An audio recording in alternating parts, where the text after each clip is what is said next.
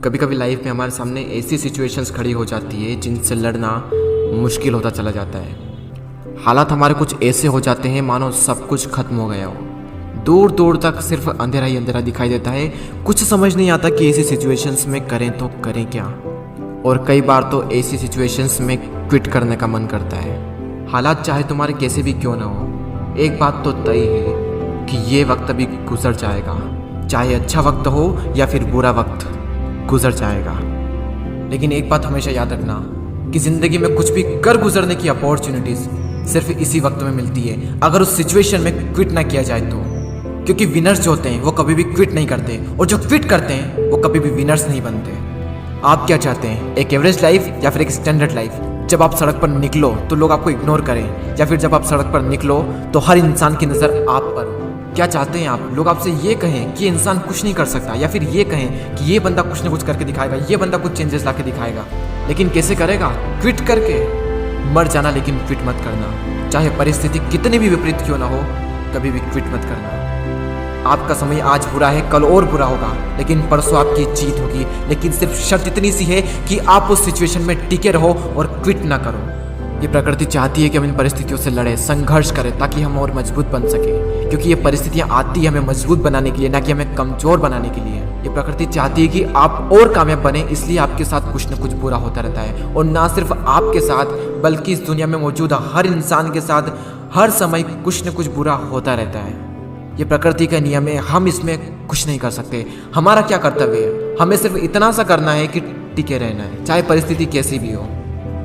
मैं आपको एक छोटी सी कहानी बताता हूँ। एक बार एक बायोलॉजी के टीचर अपने स्टूडेंट्स को एक तितली के बारे में बता रहे थे, और उन्हें वे ये प्रैक्टिकली दिखा रहे थे कि खोल में से तितली कैसे निकलती है। और वो टीचर ये कहकर चले गए कि कोई भी स्टूडेंट्स उस तितली की मदद नहीं करेगा। वहाँ पर जितने भी स्टूडेंट थे वो ध्यान से उस खोल में से तितली को निकलते हुए देख रहे थे। तभी एक स्टूडेंट को उस पर दया आ गई और उसने उस तितली की मदद की उस खोल से बाहर निकलने में, और सफलतापूर्वक वो तितली उससे बाहर निकल गई। और उस स्टूडेंट की वजह से उस तितली को कोई संघर्ष नहीं करना पड़ा, कोई ज़्यादा मेहनत नहीं करनी पड़ी उस खोल से बाहर निकलने में। लेकिन वो तितली थोड़ी ही देर में मर गई। जब टीचर वापस लौटे तो उन्हें पूरी घटना मालूम हुई। तब उन्होंने अपने स्टूडेंट को बताया कि वो तितली जब संघर्ष करती है तो उससे उसके पंखों को मजबूती मिलती है। यही प्रकृति का नियम है। उस तितली की मदद करके उस स्टूडेंट ने उस तितली को संघर्ष करने का मौका नहीं दिया, और यही परिणाम हुआ कि वो तितली मर गई। संघर्ष ही जीवन है। संघर्ष ही आपको मजबूत संघर्ष करने का मौका नहीं दिया, और यही परिणाम हुआ कि वो तितली मर गई। संघर्ष ही जीवन है। संघर्ष ही आपको मजबूत बनाता है। इंग्लिश में कोट से नो पेन नो गेन। संघर्ष तो करना पड़ेगा, चाहे कुछ भी हो जाए, और इसमें कोई बहाना नहीं। No excuses. जो विनर्स होते हैं या तो किसी काम को करते ही नहीं, और अगर वो किसी काम को करते हैं तो उसमें कभी भी कोई भी बहाना नहीं बनाते।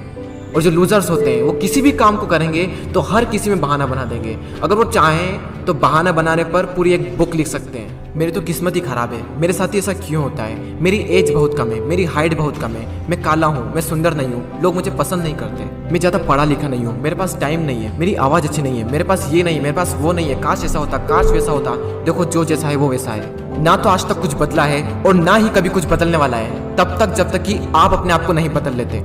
जब भी अंदर से ऐसी फीलिंग्स आए, जब भी बहाना बनाने का मन करे, अपने आप से जोर से चीख के चिल्ला के अपने आप से कहें नो एक्सक्यूजेस।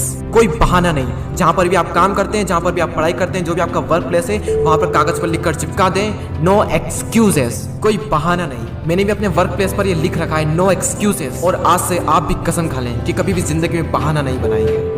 आज आप लोग भी कमेंट में लिख कर जाएं नो एक्सक्यूजेस, ताकि मुझे पता चले कि कितने लोगों ने इस वीडियो को पूरा देखा। मैं आपसे मिलूंगा अगले वीडियो में। जय हिंद, जय भारत।